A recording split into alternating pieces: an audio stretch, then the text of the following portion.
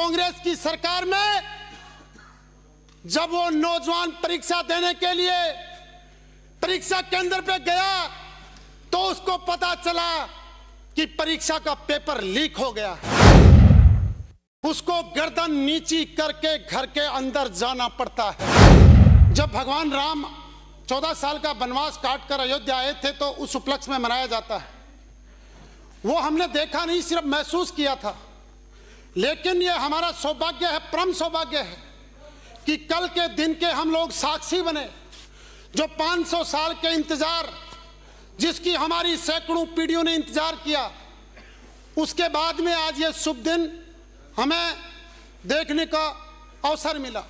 मैं सभी को बहुत बहुत शुभकामनाएं देता हूं। और निश्चित रूप से जो हमारे प्रधानमंत्री माननीय मोदी जी ने जो कहा है कि देश से देश और राम से राष्ट्र की जो चेतना का जो पूरे देश में भारतीयों में संचार हुआ है, निश्चित रूप से वो इस बधाई के पात्र हैं।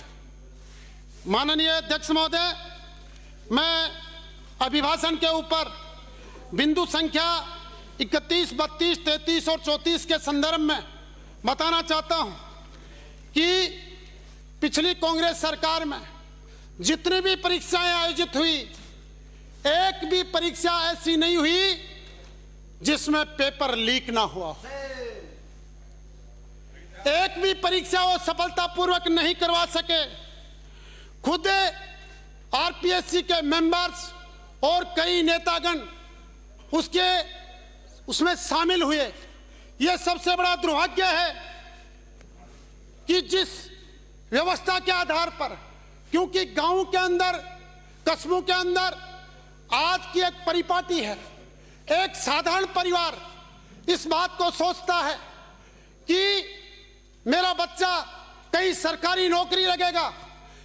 माननीय अध्यक्ष महोदय, लाखों लोग सुबह जल्दी उठकर मेहनत और मजदूरी करने के लिए इसलिए जाते हैं कि उनका बच्चा किसी शहर में जाकर पढ़ाई कर रहा है, कोचिंग कर रहा है, वो तैयारी कर रहा है।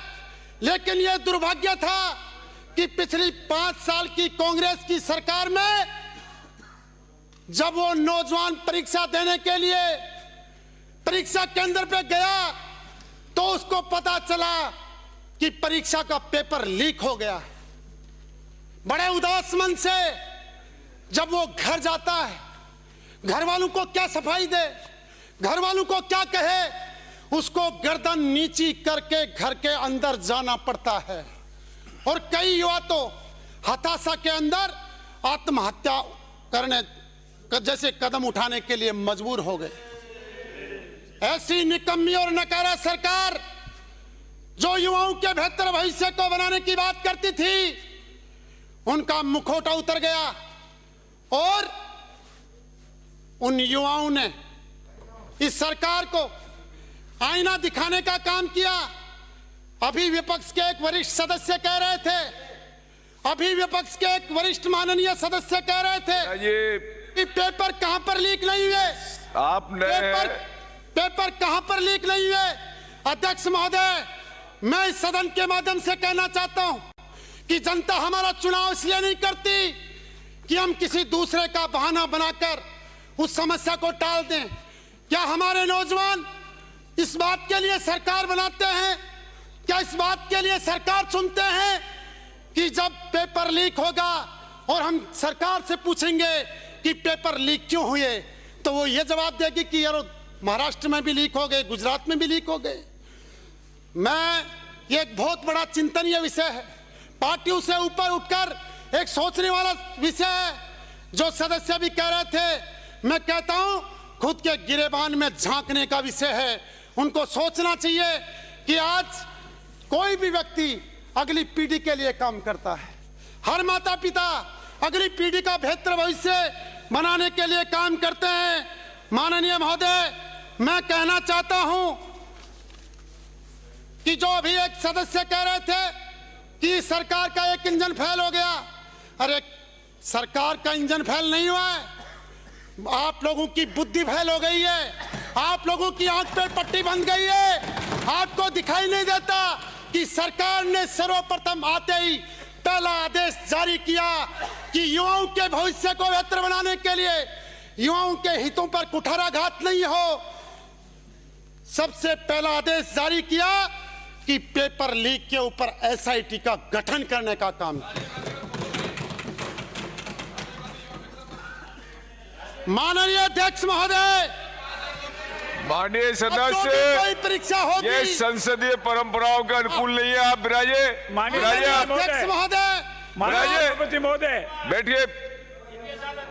माननीय अध्यक्ष महोदय, कल बोलना सदन के माध्यम से बताना चाहता हूं, अब जो भी कोई परीक्षा होगी उसकी निगरानी विधानसभा की प्रक्रिया कानून के अनुसार और पूर्ववर्ती माननीय सीपी जोशी साहब ने दिए व्यवस्थाओं के अनुसार विधानसभा के परिसर के अंदर, विधानसभा अंदर किसी तरह का ऐसा पैम्पलेट लाना पूर्ण रूप से प्रतिबंधित है, नियमों के विपरीत है।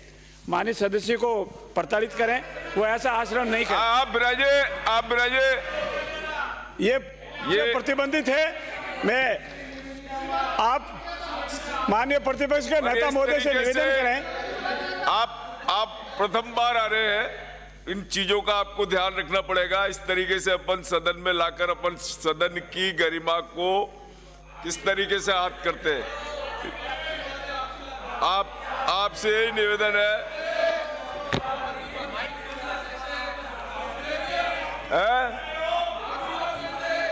आप बिराइए चलिए। माननीय अध्यक्ष महोदय, बोली, मैं आपके माध्यम से सदन को कहना चाहता हूं कि अब हर होने वाली परीक्षा की निगरानी खुद मुख्य सचिव और डीजीपी साहब करेंगे। यह फैसले के लिए मैं माननीय मुख्यमंत्री जी का बहुत बहुत धन्यवाद करना चाहता हूं। इस फैसले के बाद अब युवाओं के भविष्य पर, उनके हितों पर कोई कुठाराघात नहीं होगा और जो स्टूडेंट, जो विद्यार्थी मेहनत करेगा निश्चित रूप से उसको इसकी सफलता का फल मिलेगा। मैं इसके लिए राजस्थान के करोड़ों युवाओं की तरफ से माननीय मुख्यमंत्री जी को धन्यवाद देना चाहता हूं। माननीय अध्यक्ष महोदय, बिंदु संख्या 23 के ऊपर मैं निवेदन करना चाहता हूं कि इस भजनलाल सरकार ने गरीब वर्ग की माता बहनों के लिए 450 रुपए के अंदर सिलेंडर का मूल्य निर्धारण करने का काम किया है, जो 1 जनवरी 2024 से लागू हो गया है। अभी माननीय सदस्य कह रहे थे कि सरकार काम नहीं कर रही। मैं इनको कहना चाहता हूं, जो काम कांग्रेस की सरकार ने अंत के 2 महीने में करने का काम किया था और 500 रुपए का सिलेंडर का बहुत बड़े बड़े होर्डिंग आपने छपाए थे, जो 5 साल के अंतिम 2 महीने में हुए थे।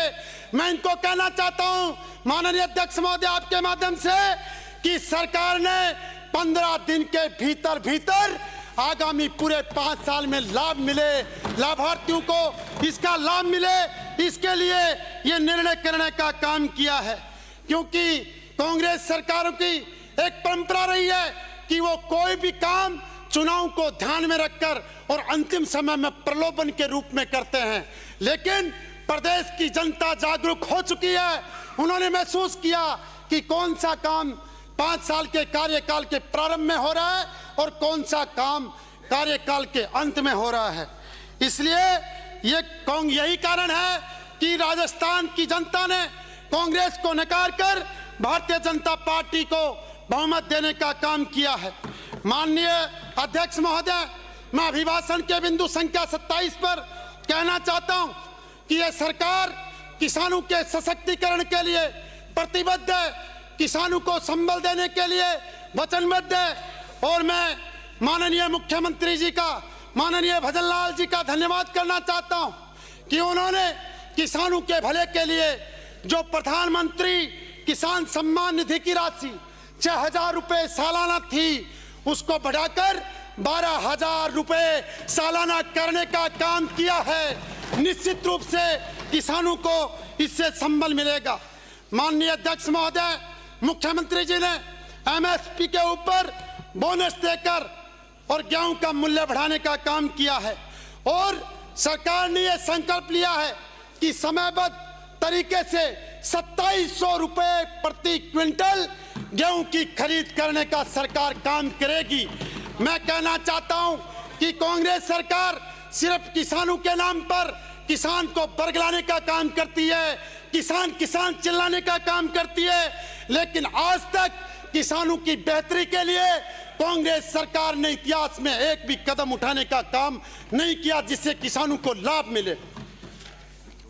माननीय महोदय, अध्यक्ष महोदय, मैं कहना चाहता हूं कि पिछली कांग्रेस की सरकार जब आई थी तो इनके एक बड़े नेता जयपुर के अंदर आए थे और उन्होंने गिनती गिनी थी 1, 2, 3, 10 तक में किसानों का कर्जा माफ करेंगे, लेकिन क्या नतीजा रहा?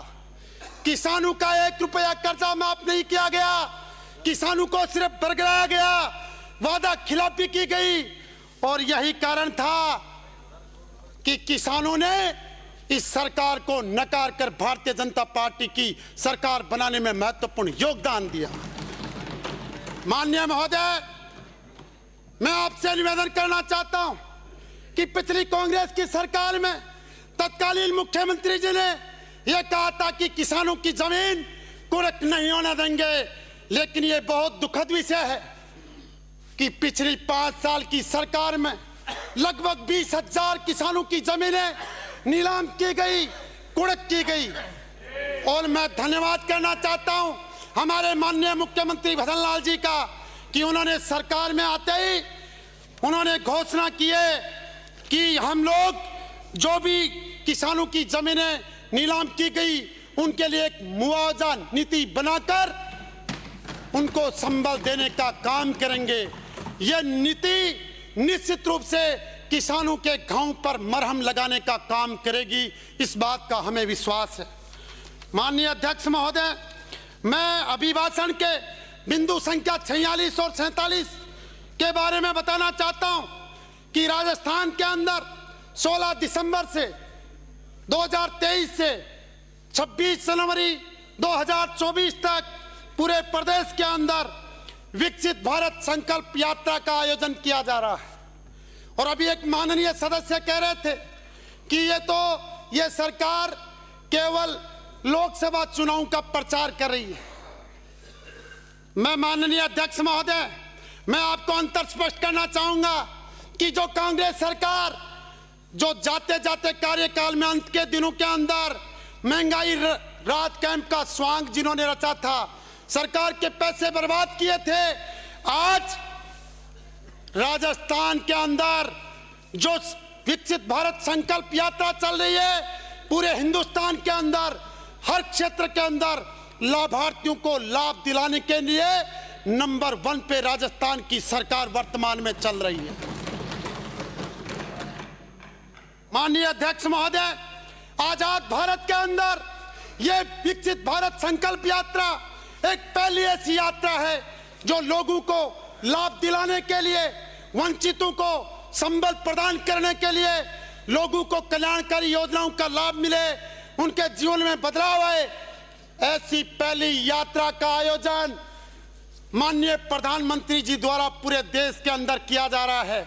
वरना कई पार्टियां अपने राजनीतिक लाभ के लिए कई तरह की यात्राएं निकालने का ढोंग रचती हैं, स्वांग रचने का काम करती हैं। और अभी भी शायद एक कहीं कोई यात्रा चल रही है, पता नहीं बस में चल रही है, पैदल चल रही है, उसका कहीं अता पता नहीं है। लेकिन जो माननीय मोदी जी ने एक सोच के साथ, एक संकल्प के साथ कि अगर कोई व्यक्ति जानकारी के अभाव में, अपनी पहुंच के अभाव में अगर उसको योजना का लाभ नहीं मिलता है तो सरकार खुद उनकी पंचायत में जाए, उनके दरवाजे तक जाए और उन वंचित जिनके वास्तव में वो हकदार है उन लोगों को इसका लाभ मिले। निश्चित रूप से विकसित भारत संकल्प यात्रा एक जन जागरण अभियान का रूप ले चुकी है। मोदी की गारंटी वाली गाड़ी लोगों के जीवन में आमूल चूल बदलाव ला रही है और निश्चित रूप से हम सब लोग मिलकर, हमारी सरकार और केंद्र सरकार मिलकर 2047 तक भारत को एक विकसित राष्ट्र बनाने के संकल्प को पूरा करेंगे। इस बात का हम आपको इस सदन के माध्यम से विश्वास दिलाते हैं। मैं अभिभाषण के बिंदु संख्या 48 के बारे में माननीय अध्यक्ष महोदय चर्चा करना चाहता हूं, जो भारत सरकार की एक बहुत महत्वाकांक्षी योजना जल जीवन मिशन के तहत जो हर घर के अंदर 2024 तक जो हर घर में नल लगाने की योजना थी, हर घर तक पानी पहुंचे, कांग्रेस सरकार के भ्रष्टाचार के कारण वो योजना सिरे नहीं चढ़ पाई। उस योजना के अंदर क्योंकि जो कार्यकारी एजेंसियां थी वो राजस्थान सरकार के अधीन थी, इसलिए उन्होंने भ्रष्टाचार किया और विचारधारा को देखकर पानी पहुंचाने का काम किया। कई गांवों में, कई ढाणियों में जहां पानी की बहुत ज्यादा जरूरत थी, राजनीतिक भेदभाव के कारण स्थानीय एजेंसी, राज्य सरकार की एजेंसी होने के कारण उन लोगों तक पानी पहुंचाने का काम नहीं किया गया। ये कांग्रेस की सरकार में भ्रष्टाचार चरम पर था, लूट की हर किसी को छूट मिली हुई थी और विचारधारा के आधार पर लोगों के काम किए जाते थे। माननीय अध्यक्ष महोदय, मैं एक छोटा सा निवेदन और करना चाहता हूं। पिछली सरकार ने कई जिलों का निर्माण किया, कई जिलों का गठन किया, उसके अंदर न तो क्षेत्र का ध्यान रखा गया, न दूरियों का ध्यान रखा गया, उसमें सिर्फ और सिर्फ हमें राजनीतिक फायदा कैसे मिले इस बात का ध्यान किया गया। माननीय अध्यक्ष महोदय, मैं सिर्फ आपकी 2-3 मिनट हमारा समय, हमारा जितना निर्धारित समय उतने में बोलेंगे, ज्यादा नहीं, आप निश्चित रहें। माननीय अध्यक्ष महोदय, हमारे पास में नीमका थाना जिले का गठन हुआ, जिसमें माननीय अध्यक्ष महोदय, मैं आपसे कहना चाहता हूं, सरकार ने क्या क्या हमारे पास, फौजी बना दिया। हमारी विधानसभा के पास में नीमका थाना के जिले का गठन हुआ और मेरे विधानसभा की 10-12 पंचायतें जो केवल 20 से 25 किलोमीटर की दूरी पर स्थित है, उनको राजनीतिक दुर्भावना के कारण नए जिले के अंदर शामिल नहीं किया गया। मैं सदन के माध्यम से सरकार को भी निवेदन करना चाहता हूं कि उन पंचायतों को पुनर्गठन करके और नीमका थाना जिले के अंदर कांवट और आसपास की पंचायतों को शामिल किया जाए। मैं माननीय अध्यक्ष महोदय, अभी एक वरिष्ठ सदस्य कह रहे थे, वो कह रहे थे सरकार के ऊपर अंगुली उठा रहे थे, पर्ची की बात कर रहे थे, पर्ची की सरकार की बात कर रहे थे। अरे क्या बात करते हो आप? आपके अंदर बदलाव की क्षमता नहीं है, आपकी पार्टी में निर्णय लेने की क्षमता नहीं है, इसी कारण आप दिन ब दिन नीचे गिरते जा रहे हो, रसातल के अंदर जाते जा रहे हो। और अगर आपने अपनी आंख की पट्टी नहीं खोली तो वो दिन दूर नहीं है जब राजनीतिक पार्टियों में से कांग्रेस पार्टी नाम की पार्टी का अस्तित्व नहीं रहेगा, अगर यही स्थिति रही। माननीय महोदय, मैं कहना चाहता हूं, ये पर्ची की सरकार नहीं है, ये युवाओं के सपनों की सरकार है, ये किसानों के उम्मीदों की सरकार है। माननीय महोदय, ये किसान की खुशहाली और छोटे व्यापारियों को संबल देने वाली सरकार है। माननीय अध्यक्ष महोदय, मैं सदन के माध्यम से पूरे राजस्थान की जनता को विश्वास दिलाना चाहते हैं कि हम सब लोग मिलकर विकास के ऊंचे आयाम स्थापित करेंगे। साथ ही इस बदललाल सरकार के अंदर उच्च सांस्कृतिक मूल्यों की स्थापना होगी और निश्चित रूप से सांस्कृतिक पुनरुत्थान किया जाएगा। इस बात का मैं आपको विश्वास दिलाना चाहता हूं। मैं माननीय अध्यक्ष महोदय, मैं इस प्रदेश की जनता को कहना चाहता हूं कि हम युवाओं के सपनों को, किसानों की उम्मीदों को पूरा करेंगे। हर मजदूर को काम मिलेगा और हर छोटे व्यापारियों को संबल मिलेगा, महिलाओं को सम्मान और सुरक्षा मिलेगी और ये सरकार सुशासन और पारदर्शी शासन के सभी मापदंडों को पूरा करेगी। इसी संकल्प के साथ मैं मेरी बात को खत्म करता हूं। धन्यवाद। जय हिंद।